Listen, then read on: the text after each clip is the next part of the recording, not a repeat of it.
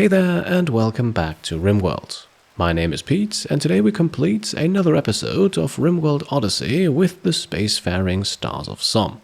Last time we left off after spending the entire episode protecting the surveying scanner, although from what kind of threat is not exactly clear as Randy has been awfully quiet lately.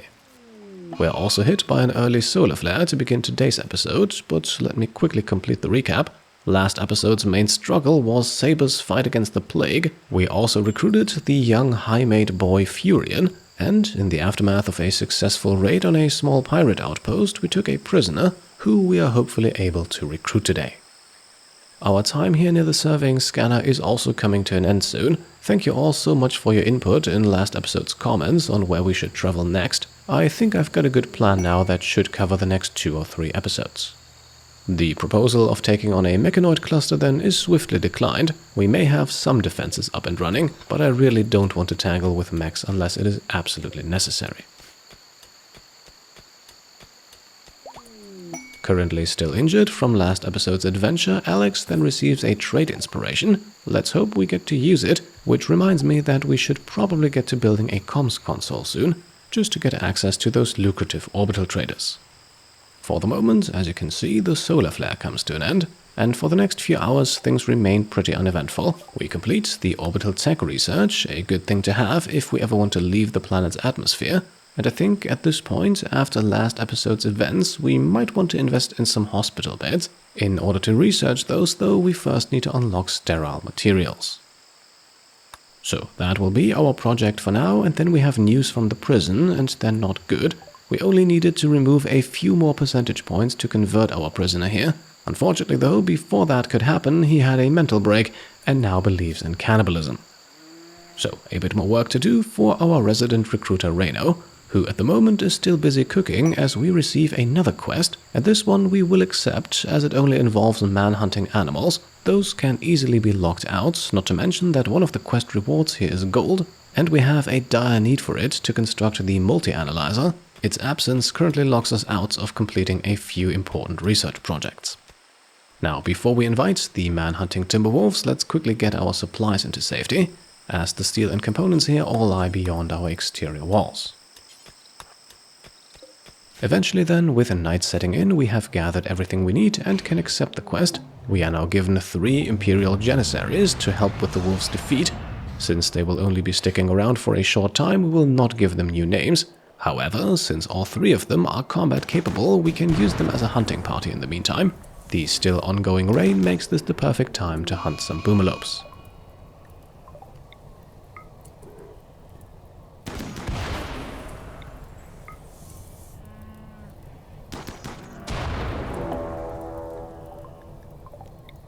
Of course, just in that moment, the weather has to clear up and the rain stops. But just as we rush over to prevent a raging inferno, we are informed of a torrential downpour, so the situation will solve itself after all.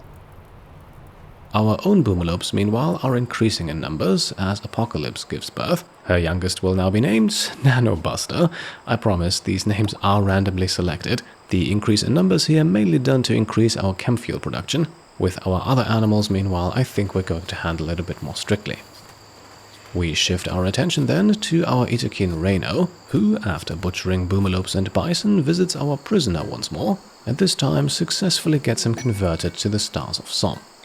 So up next we can now start the recruitment attempt. That could take a while though, and the same is true for Saber's sniper rifle project here, but her crafting skill of 9 should hopefully produce something solid. Just as we set up some roofs, the man-hunting wolves then arrive. But again, arriving from the southwestern corner of the map here, they will quickly meet our walls, and unless we provoke them, they will not force their way through. Waiting them out could take a day or 2, enough time to make a bit more research progress. With sterile materials now available, up next we can unlock hospital beds. Our 3 Imperial guests also make themselves useful, smelting down old weapons and hauling stuff around. Generally though, we don't have that much to do at the moment, as we're really just waiting for the scanner protection time to run out and for the wild animals to disappear. In the evening at least we can harvest our first few batches of dye.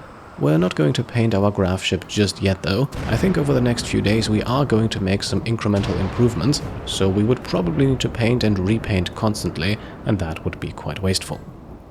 Checking up on the man-hunting wolves, then we have another animal problem emerge. Quite literally, in fact, as an infestation is burrowing in. Thankfully though, once again with no direct path into our base. Let's just hope it stays that way.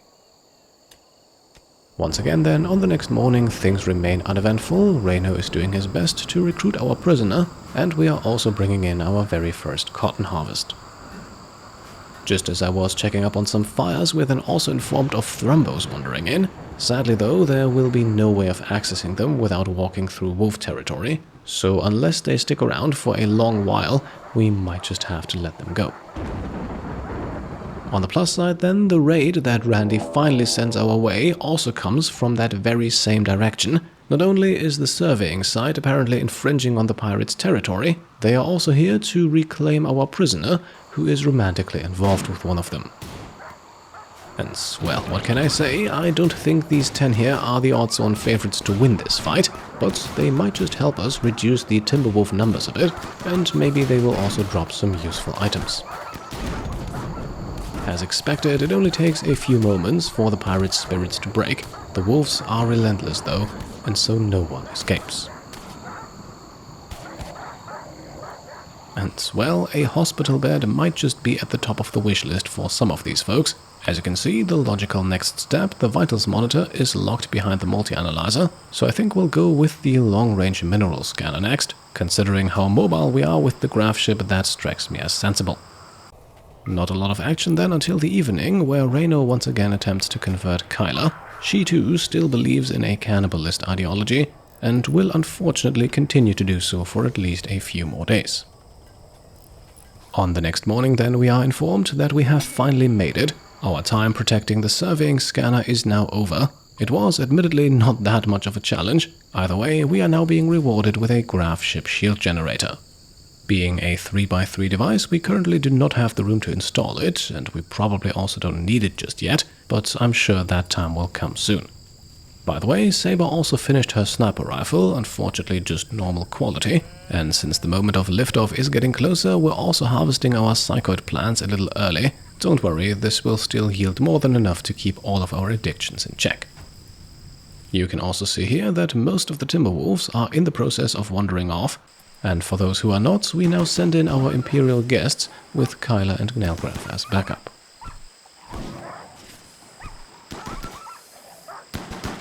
As we do so, a stray shot then unfortunately also hits an elephant, better than a Thrumbo I suppose, speaking of which they are now immediately rushing off, so we won't have ourselves a great hunt just yet. The elephant meanwhile is easily defeated, and the last wolf also makes it off the map. And so, just a few moments later, the quest is officially complete and our reward arrives. At this point, we are already in cleanup mode. Reno slaughters what he can. We uninstall all of our steel traps to take them with us to the next colony. The same goes for our turrets on the next morning. And we also try to reclaim as much wood as we can before we forcibly harvest the remaining Tinctoria plants. A short while later, we disassemble our wind turbines. Any valuable loot from the raiders is also being hauled back one by one, and in the evening most of our pawns are working the field to bring in the rice. Our prisoner is brought on board as well. We repurpose our sleeping quarters for this, and now it is finally time for liftoff. Let's get everyone ready for another gravship launch.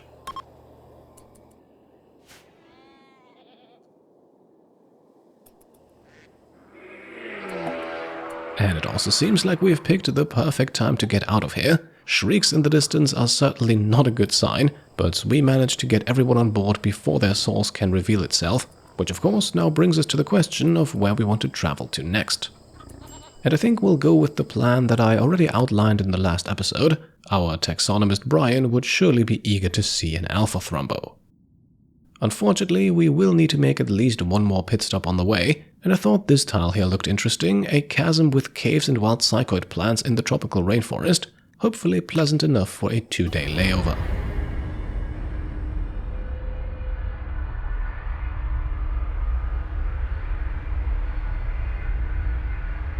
Now, after this leg of the adventure, I think we desperately need to increase our gravship range. At the moment, the constant pit stops are certainly a bit frustrating.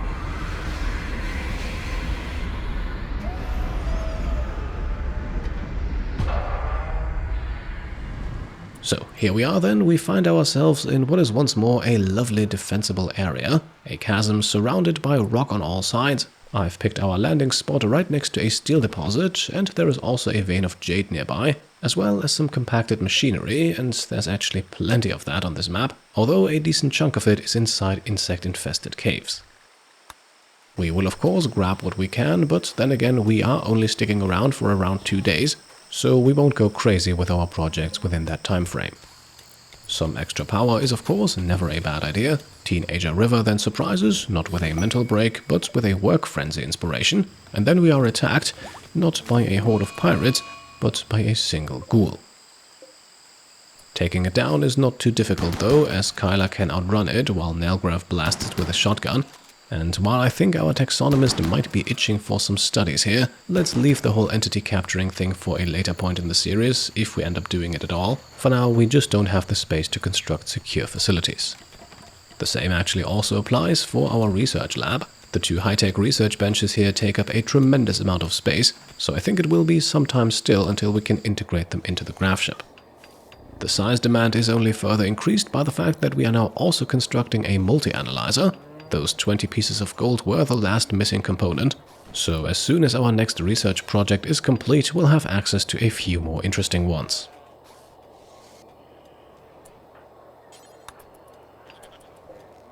Saber, meanwhile, spends her night exploring caves for components. We're making sure to stay far away from the bugs, though. A few hours later, Reno also approaches Kyla once more with another conversion attempt, and not only is it successful this time, it also earns us enough ideology development points to reform our ideology for the very first time. However, we're not going to do so just yet, because I would really like to give you the chance to voice your opinions on this. I'll be honest, I haven't really planned much beyond the shipborne meme that we used as the base for our playthrough. There is certainly a very strong animal focus in this series. However, thematically, neither rancher nor animal personhood are really perfect fits. So let me know your thoughts in the comments down below. I'm really looking forward to some creative ideas. In the meantime, our researchers Nelgrav and River have been busy, and with the long-range mineral scanner unlocked and the multi-analyzer constructed, I think we can finally unlock the shuttle to hopefully soon explore another brand new gameplay element of this expansion. As we are then working on our gravship in the midst of a grey pall, a rhinoceros suddenly self-tames, a welcome addition to our ever-growing animal collection, so we'll name it Ulfgar after a channel supporter of the same name. Apart from that, things remain quiet for the next few hours. I didn't bother building a kitchen, so our colonists will have to be content with nutrient-paced meals. Unfortunately though they are not, and so Teenager River goes to hide in her room. Let's make some psychite tea to lift the mood, especially that of our addicts, and the construction of a small chess table here might also raise our pawn's spirits. It does unfortunately not prevent Reno from suffering a mental break too. He now goes on an insulting spree and leaves his frustrations out on young Cat, and well, she may be only 6 years old, but her mood is high enough to take this, at least for a little while. Now, sadly, this mental break also prevents us from lifting off again immediately here, as the Hisa Mark II is in fact already good to go. So we wait until Reno's rage subsides. Cat going to sleep does unfortunately not quite achieve that. Instead, Reno has now begun insulting Nelgrav. At the very least, our Itakin's antics give us plenty of time to prepare everything. Nonetheless, an end to Reno's insulting spree is unfortunately only achieved by force, as Nelgrav engages our pacifist Reno in a very lopsided fistfight.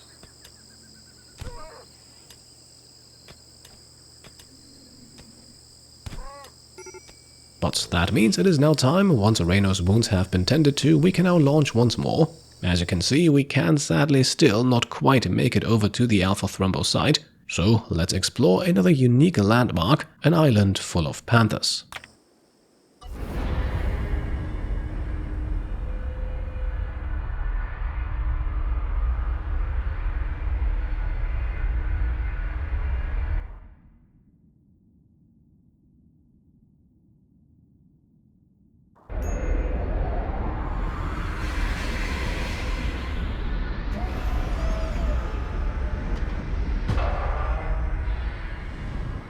So here we are on what honestly looks to be a beautiful little island. Certainly not a lot of space and not a whole lot of resources to exploit either. But for a change we can go fishing again, and once more we're not planning on sticking around for too long. A small prison cell and a research lab is all we need in terms of facilities for now, and while we get those up and running, the Royal Tribute Collector passes by. Not that we're particularly interested in trading them gold or slaves, but they are a sizable group sporting decent combat power, so they might just prove themselves useful. First of all though, a high-intensity psychic drone puts all females in the colony to the test, and I'm afraid with our current living conditions being what they are, we won't get around at least 1 or 2 mental breaks. Let's just hope our pawns don't decide to kill each other. Now, speaking of killing, since we have the Imperial Caravan on our doorstep, I think this could be a good time to open up the Ancient Danger on this island. Who knows, we might just find something useful inside. Or we find some flesh beasts, I suppose that works too, and I'm not sure if this is just me, but I feel like the number of enemies from the Anomaly expansion is pretty high these first 14 episodes. We already had shamblers, flesh beasts, ghouls and several grey pawls. I have also already declined 2 or 3 instances of the mysterious cargo quest, and if you happen to share this sentiment that it's a bit much at the moment, I would be happy to tweak the settings, so that hopefully Anomaly threats will be a bit more rare in the future. Now, the Royal Tribute Collector caravan here, I believe, lost only 1 of their own. We also did not receive a faction relation penalty for it. Instead, from inside the Ancient Danger, we can now collect a Persona Zeus Hammer, a very powerful weapon already as it is, but with the Kill Happy and Psychic Hypersensitizer traits, it becomes absolutely phenomenal. On this too, I would appreciate your input. Who do you think should wield this weapon? Of course, Saber is our best melee fighter, but it might be more suitable for Alex, who has the Bloodlust trait. Although Saber flying into a murderous rage here shows that she doesn't lag far behind either. And of course, we will not let her kill our prisoner, and instead put her to prison ourselves. The virus seems to be spreading though. Now it's Kyla who has set her eyes on Nelgraf.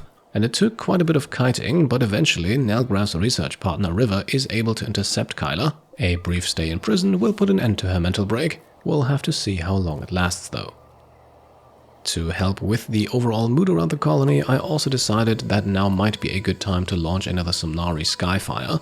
It is a bit unfortunate that we won't receive any ideology development points for this. And what's even worse is that during the ritual, our colonists cannot be drafted, so we have no way of stopping 6-year-old Cat from going on a wake-up binge. As a result, the young one overdoses almost immediately, but at least our ritual was beautiful and would now award us 2 ideology development points, that is, if we weren't already maxed out.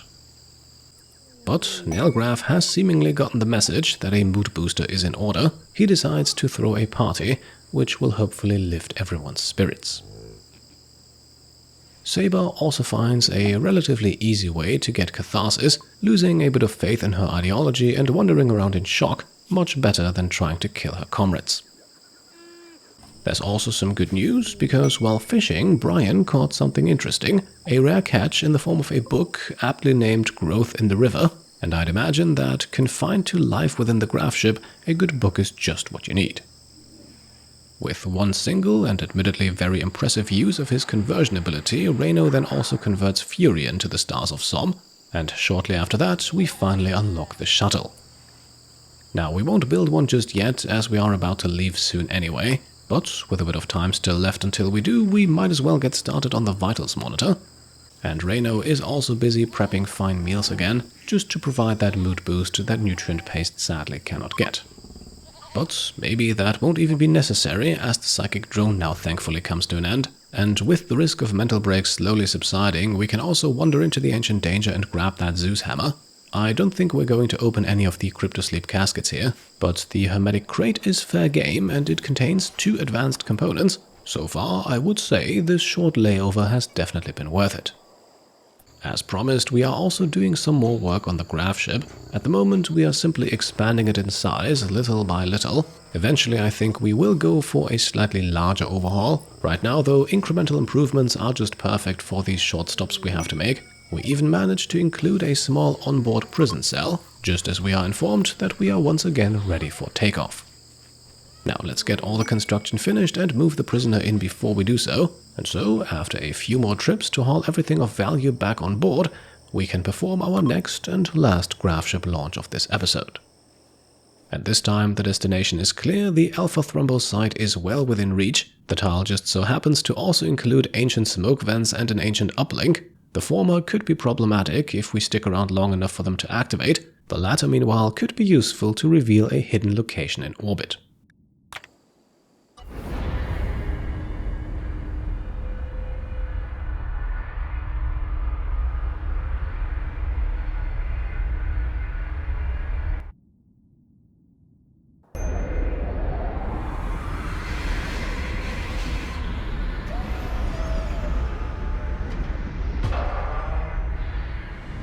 Alright, and with that we arrive once more in the Grasslands. I've picked a landing site here next to a small mountain that is very rich in minerals. The ancient uplink is also located in this corner and there's 2 ores of uranium. But of course we should at this point talk about the main reason we're here, the Alpha Thrumbo. This beast is even more powerful than a regular Thrumbo. Its unique Thrumbo mane is even better than Thrumbo fur. The Alpha Thrumbo's horn also makes for a stronger melee weapon, and for all of these reasons, and probably many more, it requires a level 14 animal handling skill to even attempt to tame this animal. However, despite Reno having a skill level of 15, close to 16 actually, the Alpha Thrumbo's incredibly high wildness rating means that he only has a 1% chance of successfully taming it with each attempt. Considering that every failed attempt has a 10% chance to turn the animal manhunter, you can probably see why this is not the path we're going to pursue. And even if we reformed our ideology here and now to adopt the rancher or animal personhood memes, which both give bonuses to taming chance, and even if we turned Reno into an animal specialist for a further boost to taming chance, and even if on top of all that we also made the Alpha Thrumbo a venerated animal, which gives a further tame chance bonus, then Reno would still only end up with a 7 to 8% chance of actually getting the job done. All of that at the cost of making several very out-of-character choices just to benefit some gameplay mechanics. I hope you can see why I decided that we're going to approach this a little bit differently. Before we do though, Nelgraph finishes a comparatively quick hack of the ancient satellite uplink. It now reveals to us the location of an orbital satellite, likely heavily guarded by ancient security systems, but also a potential source of high-tech valuables. It is also more or less directly in orbit above us, so perhaps we can even get there with our current gravship setup, all of that though after we've dealt with the Alpha Thrumbo. Speaking of which, here now comes the big master plan, and it all begins with killing a squirrel. Why? Well, so that we have no other creatures except for Thrumbos in the Alpha Thrumbo's vicinity, because that Alpha Thrumbo is now going to get hit with a psychic shock lance. That immediately turns it berserk, and unfortunately in this case also burns its brain, but once it has recovered, it will go and pick a fight with one of the other Thrumbos. Now the Alpha Thrumbo is going to win this fight, and most likely decisively so. However, it will take some damage in the process, and that's all we're after.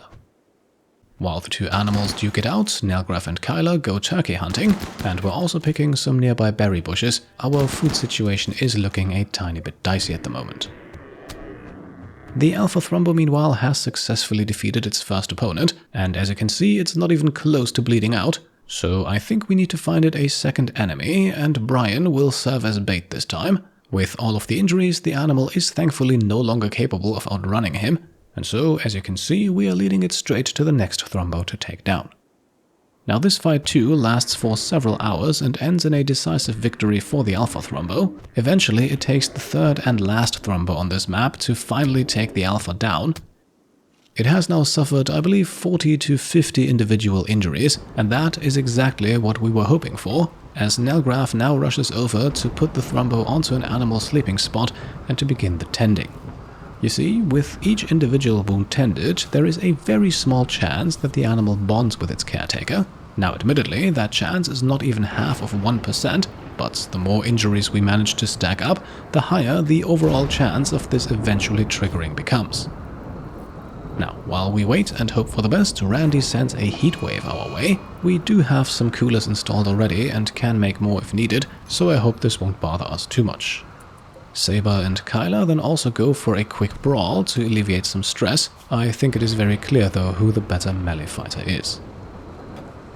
And not only is Saber the better melee fighter, she's also the better doctor, more on that in a second. First of all, we unlock the vitals monitor and will proceed straight away with drug production to eventually unlock medicine crafting.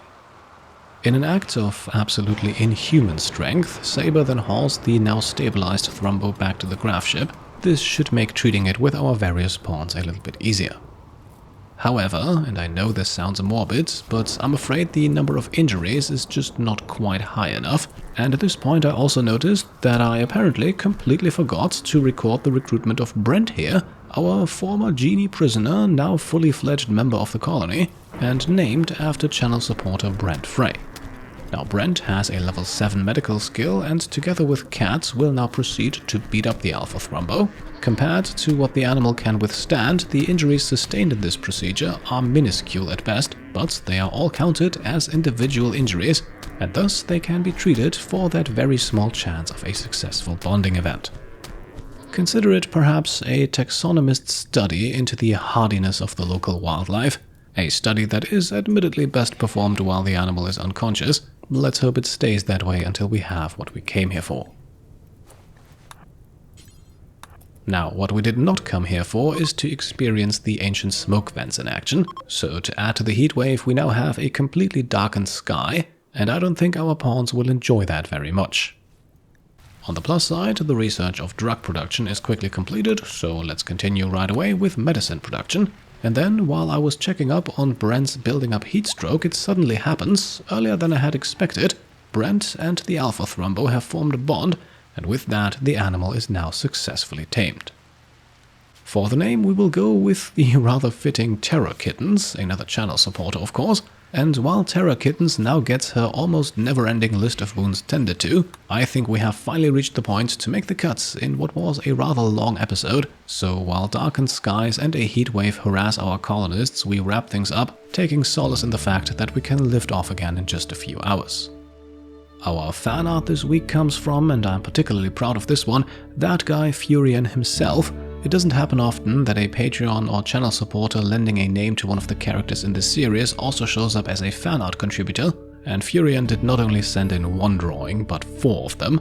Of course, 2 of them feature his young high-made namesake. The third one, our Duck Black Shadow, who in the last episode unfortunately got crushed by an asteroid.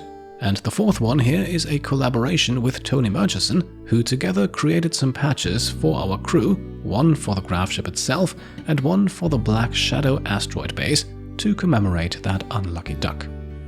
So a big thank you goes out to both of you, and with that let's make the cuts. As always, I hope you enjoyed the video, and if you did, then I would be very happy if you could leave a thumbs up.